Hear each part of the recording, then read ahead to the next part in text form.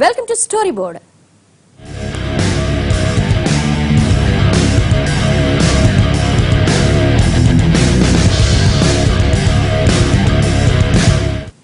Flight journey అంటే ఇన్నాళ్ళు అదో విలాసంగానే ఉంటూ వస్తోంది. ఒక్కసారి విమానం ఎక్కాలన్నా కనీసం 5-6 వేల రూపాయలు ఖర్చు చేయాల్సిందే. అందుకే మధ్యతరగతి వాళ్లకు విమానం అన్నది ఇంకా ఆకాశంలోనే ఉండిపోయింది. విమానం ఎక్కడం అంటే కేవలం సంపన్నులకు మాత్రమే సంబంధించిన వ్యవహారంగా ఉన్న మన దేశంలో ఇప్పుడు అవకాశాన్ని సామాన్యులకు చేరువ చేయాలని చూస్తోంది కేంద్రం. మేఘాల్లో తేలిపొమ్మంటున్న కేంద్రం విమాన టికెట్ రేట్లపై నియంత్రణ, ఇష్టానుసారం రేట్లు పెంచే పరిస్థితికి చెల్లు. ఇక 1200కే ఆకాశయానం. Hyderabad to Vizag flight ticket ఎంతని ఎవరినైనా అడిగితే తక్కువ వచ్చే సమాధానమేంటో తెలుసా? నెట్లో చూస్తేనే తెలుస్తుందంటారు. ఎందుకంటే ఫ్లైట్ టికెట్ రేట్లు ఎప్పుడూ ఒకేలా ఉండవు. జర్నీ టైం దగ్గర పడే కొద్దీ విమానం కన్నా ముందే రేటు ఆకాశంలోకి వెళ్లిపోతుంది. ఏ నెల ముందో చూసిన రేటు వారం ముందు ఉండదు. వారం ముందు చూసిన టికెట్ ధర ముందు రోజు కనిపించదు. ఇక 6-7 గంటల ముందు అర్జెంటుగా విమానం ఎక్కాలంటే మాత్రం కొన్నిసార్లు ఆస్తులమ్ముకున్నా ఆశ్చర్యపోనక్కర్లేదు. నిజానికి ఒకే ప్రయాణానికి అందరు ప్రయాణికులకు ఒకే ఛార్జీ వసూలు చేయాలి. కానీ నెల ముందు టికెట్ బుక్ చేసుకున్న వాళ్లకన్నా జర్నీకి ముందు రోజు టికెట్ బుక్ చేసుకుంటే 3-4 రెట్లు ఎక్కువ చెల్లించుకోవాల్సిందే. ఇక కొన్నిసార్లు సీజన్ల బట్టి కూడా టికెట్ రేట్లు వాచిపోతుంటాయి. అంటే సంక్రాంతి సీజన్ వస్తే Hyderabad to Vizag ticket rate ఆకాశంలో ఉంటుంది. అంతెందుకు, వైజాగ్ లో నేవీ ఫ్లీట్ రివ్యూ అయినప్పుడు Hyderabad to Vizag ticket rate 10 నుంచి 15 వేల వరకు పలికింది. 3 ఏళ్ల కిందట రాష్ట్ర రాజకీయాలు రంజుగా ఉన్న టైంలో హైదరాబాద్ టు ఢిల్లీ టికెట్ రేట్లు 25,000 వరకు పాకాయి. ఇలాంటి పీక్ టైంలోనే కాదు, రైల్వేలు బస్సులు సమ్మెలు చేసినప్పుడు కూడా టికెట్ రేట్లు చుక్కల్ని దాటిపోతుంటాయి.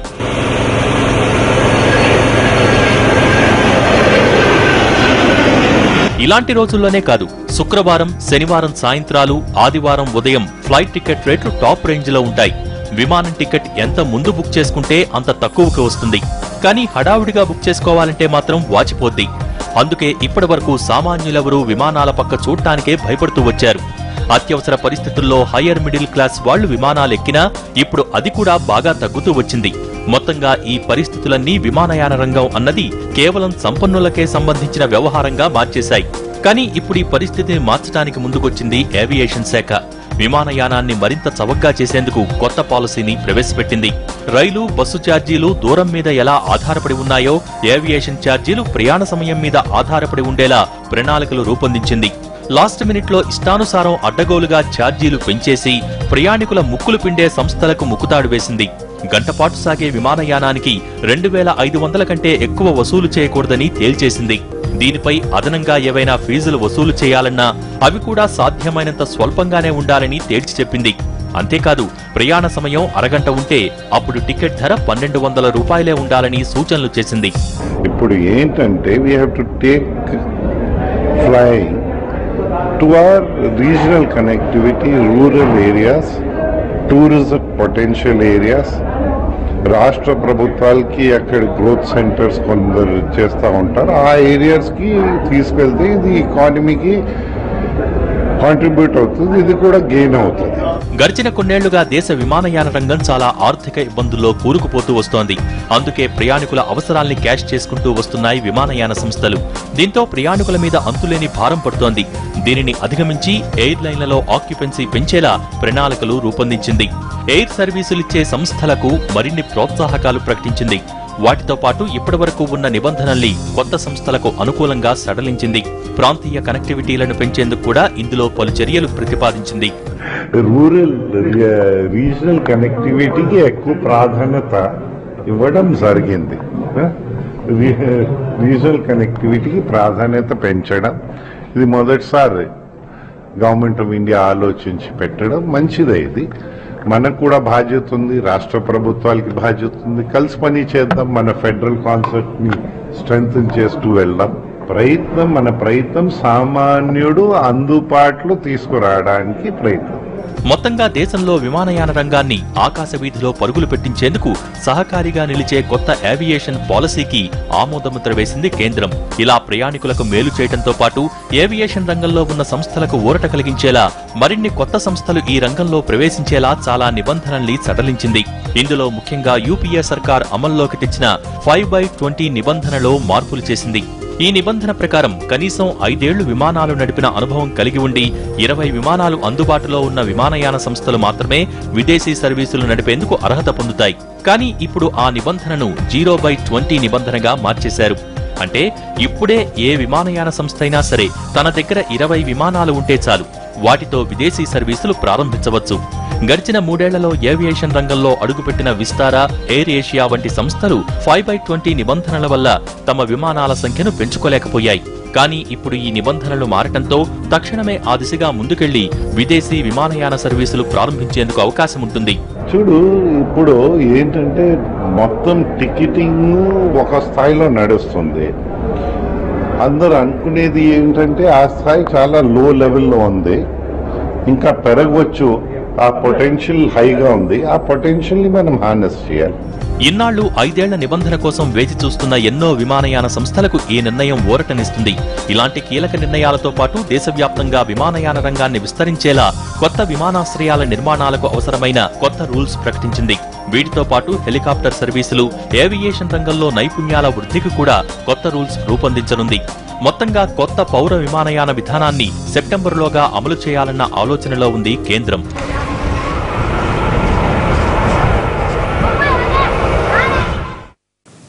విమానయాన రంగం ఐరావతంలో ఎందుకు తయారైంది? వేలల్లో టికెట్ల ధరలుంటే నష్టాలు ఎందుకు వస్తున్నాయి? వివరాలుగా ఒక్కో ఫ్లైట్ టికెట్ వేలల్లో ఉంటే ఏవియేషన్ సంస్థలు వేల కోట్ల లాభాల్లో ఉంటాయని అనుకుంటాం. కానీ తరచి చూస్తే తప్ప వాస్తవం బోధపడదు.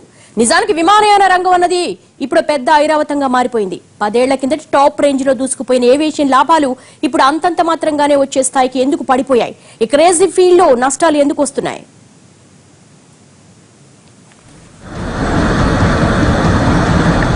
చూడటానికి ఎయిర్లైన్స్ బిజినెస్ చాలా క్లాస్ గా ఉంటుంది. కానీ అసలు పరిస్థితి మాత్రం పైన పెటారం లోన లొటారం అన్నట్టుంటుంది. ఎయిర్లైన్స్ సంస్థలకు కోట్లల్లో లాభాలొస్తాయని అంతా అనుకుంటారు. ఒక్కో ఫ్లైట్ టికెట్టే వేలల్లో ఉంటుంది. ఇక లాభాలు లక్షల్లో వచ్చేస్తాయని ఎయిర్లైన్స్ వ్యాపారులు కోట్లు గడించేస్తారని అనుకుంటారు. కానీ అక్కడంత సీనేమీ ఉండదు. ఇదో స్టేటస్ సింబల్ గా మాత్రమే కొనసాగుతోంది తప్ప పెట్టుబడితో పోలిస్తే వచ్చే లాభాలు అంతంత మాత్రమే. ఈ రంగంలో కోట్లకు పడగలెత్తిన వాళ్లు భూతద్దం పెట్టి వెతికినా కనిపించరు. ఇండియాలోనే కాదు, ప్రపంచంలో ఏ ఎయిర్లైన్ కంపెనీకి ఆ స్థాయిలో లాభాలు రావు. ఖర్చు ఎక్కువ, రాబడి తక్కువ. ఇంకా చెప్పాలంటే నష్టాల్లో ఉన్న కంపెనీలు తమ సర్వీసుల్ని నడిపేదానికన్నా సర్వీసుల్ని నిలిపేస్తేనే నష్టాలెక్కువ వస్తాయి. ఎందుకంటే విమానాల మెయింటెనెన్స్, పార్కింగ్కే ఎక్కువ ఖర్చవుతుంది. ఓ 10 ఏళ్ల కిందటి వరకు ఏవియేషన్ ఇండస్ట్రీ టాప్ రేంజ్ లో దూసుకెళ్లింది. లో కాస్ట్ క్యారియర్స్ భారీ రాకతో వృద్ధి రేటు కూడా పెరిగింది.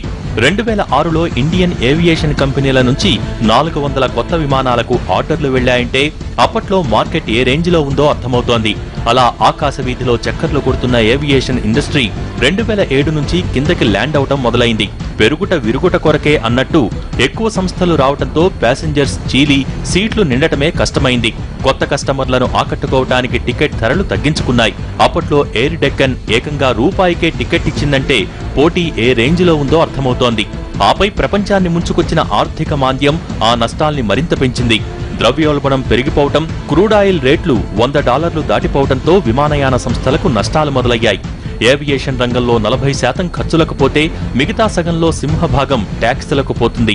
అంటే ఒకప్పుడు మన మోడ్ ఆఫ్ ట్రాన్స్పోర్ట్ ఎలా ఉండేది, ఈరోజు మోడ్ ఆఫ్ ట్రాన్స్పోర్ట్ ఎలా ఉంది అంటే ఫ్లైట్లో తిరగడం ఒకటి లగ్జరియస్ కాదు, టైం సేవింగ్ కొరకు. అంటే మార్నింగ్ ఒక దగ్గర మీటింగ్ అటెండ్ అయ్యి మళ్ళీ ఇమీడియట్గా మళ్ళీ మన ఆఫీస్కి రావడానికి లేదా ఇంటికి తిరిగి రావడానికి ఒక best method of travelling. So ఈ ట్రావెలింగ్లో మోడ్ ఆఫ్ ట్రాన్స్పోర్టేషన్ చేంజ్ అయినప్పుడు ఆటోమేటిక్గా కాస్ట్ మీద కూడా ఎఫెక్ట్ పడుతుంది. సో గవర్నమెంట్ ఎప్పుడైతే గ్లోబలైజేషన్ ఇవన్నీ తీసుకొచ్చినప్పుడు, ఫాస్ట్ గ్రోయింగ్ ఎకానమీ చేసినప్పుడు ఆటోమేటిక్గా ఈ ఎయిర్ ట్రావెల్ అనేది కూడా ఒక ఇంపార్టెంట్ ఆస్పెక్ట్ అయిపోయింది. మనం చూసినట్టయితే ఒకప్పుడు మనకు ఎయిర్ ఇండియా, ఇండియన్ ఎయిర్లైన్స్ తప్పించి వేరే ఉండేది కాదు. ఆ తర్వాత సడన్గా ఒకటి డెక్కన్ రావడము, చీప్ ఎయిర్లైన్ రావడము, దాన్ని దృష్టిలో పెట్టుకొని నెంబర్ ఆఫ్ ఎయిర్లైన్స్ రావడము. ఈరోజు ఒక్కొక్కసారి మనకు ట్రావెల్ ఎప్పుడైనా ఢిల్లీ కానీ ఎటైనా వెళ్ళాలంటే ట్రైన్ కన్నా తక్కువ ఛార్జెస్లో వెళ్ళిపోతాం. 2009లో ప్రపంచవ్యాప్త ఏవియేషన్ ఇండస్ట్రీయే కుదేలైపోయింది. ఆ ఏడాదిలో 30కి పైగా విమానయాన సంస్థలు మూతపడ్డాయి. 70,000 మంది ఉద్యోగులు వీధిన పడ్డారు. కొన్ని సంస్థలు ఒకదానిలో ఒకటి విలీనమైపోయాయి. మరికొన్ని ఉద్యోగుల్ని భారీగా తగ్గించాయి. ఇంకొన్ని చిన్న చిన్న దూరాలకు సర్వీసులను నిలిపివేశాయి. కొన్ని సర్వీసులు తగ్గించుకున్నాయి. ఎన్ని చేసినా నష్టాలు మాత్రం వదల్లేదు.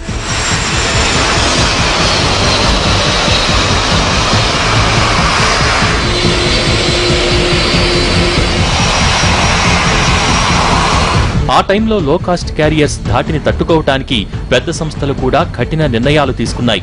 ఎయిర్ సహారాను జెట్ ఎయిర్వేస్ సొంతం చేసుకుంటే తెలివిగా పావులు కదిపిన విజయ్ మాల్యా ఎయిర్ డెక్కన్ను కింగ్ ఫిషర్ రెడ్గా మార్చేశారు.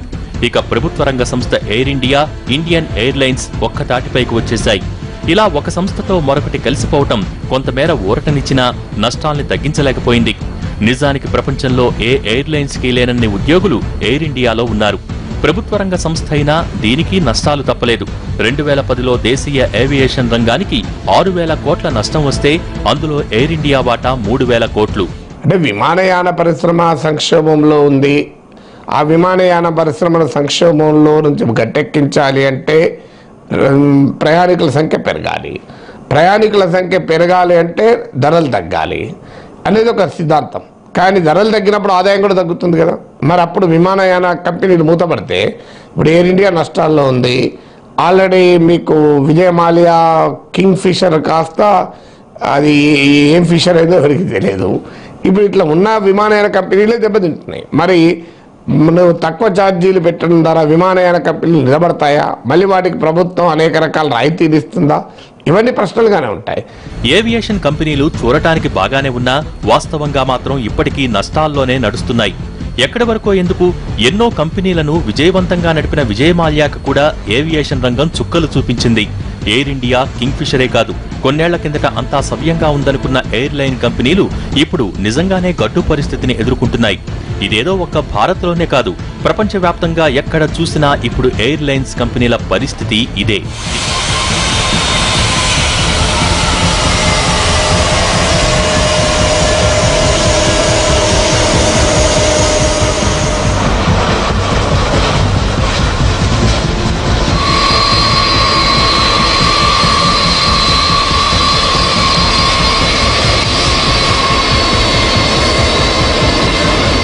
ఇలా విమానయాన ధరలు పెరిగిపోవడంతో సంస్థలన్నీ ప్రయాణికుల్ని ఆకర్షించడానికి ధరలు తగ్గించే ప్రయత్నాలు చేసేవి.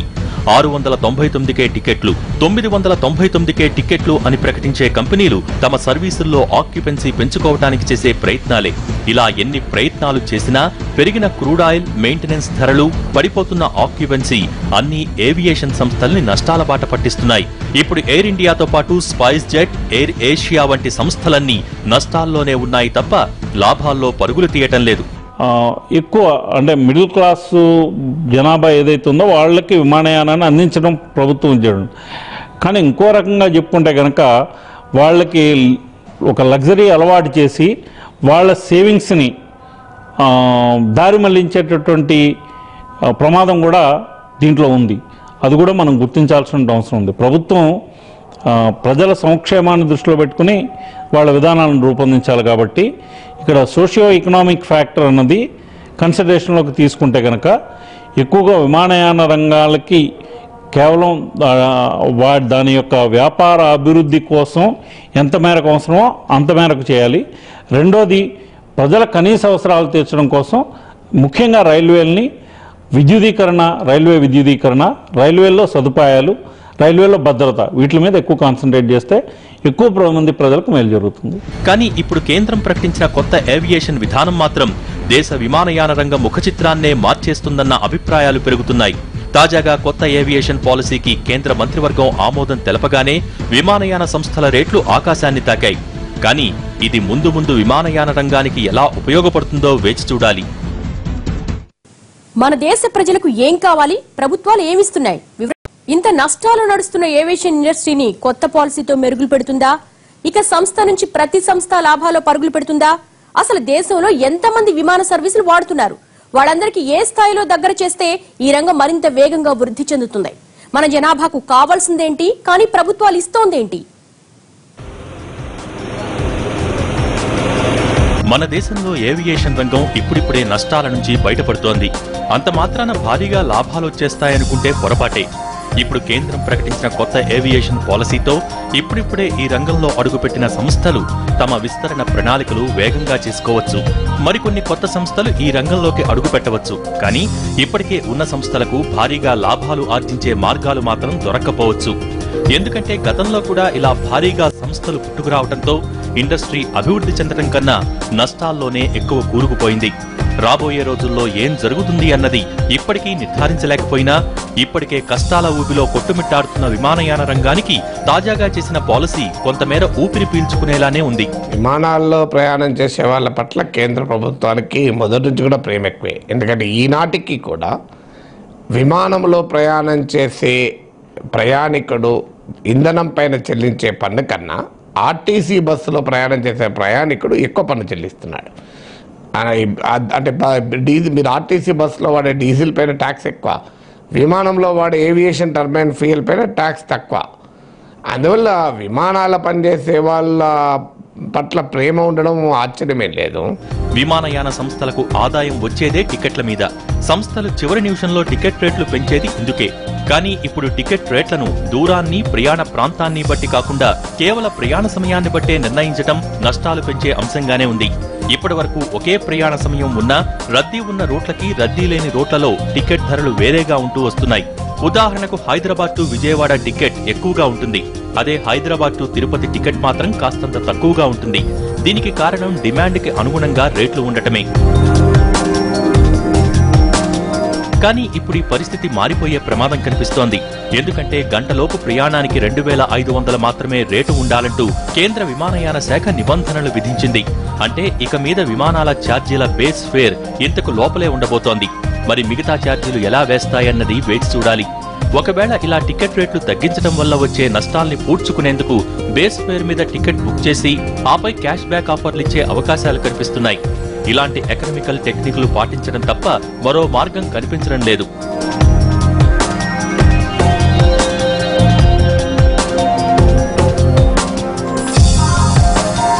ఒక్క రేట్లు తగ్గించడమే కాదు, దానితో పాటు కనెక్టివిటీ లేని ప్రాంతాలకు కొత్త మార్గాలు ఏర్పాటు చేయడం, అక్కడ ఎయిర్పోర్ట్లు నిర్మించడం, విస్తరించడం మీద దృష్టి పెడుతోంది.